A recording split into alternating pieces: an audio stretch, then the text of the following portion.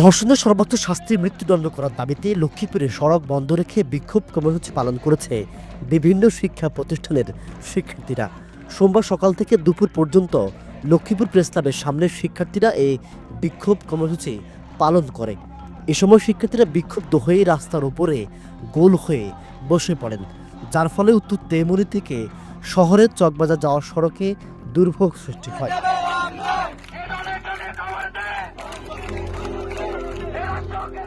নারী শিক্ষার্থীরা মাথায় লাল ফিতা বেঁধে স্লোগান দিতে থাকেন, দাবি করেন ধর্ষণের সর্বোচ্চ শাস্তি মৃত্যুদণ্ডের।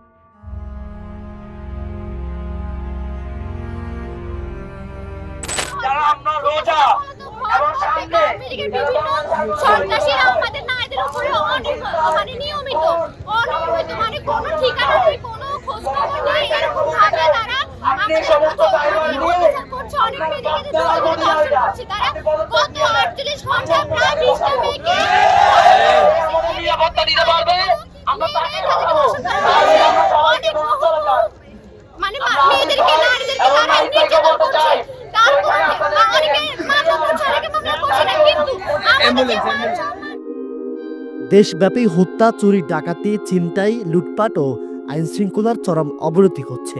দ্রুত এসব নিয়ন্ত্রণ না করা হলে দেশের পরিস্থিতি আরও খারাপের দিকে যাবে। অতি শীঘ্রই দেশের আইনশৃঙ্খলা পরিবেশ কঠোর করার জন্য দাবি করেন বিক্ষুব্ধ শিক্ষার্থীরা।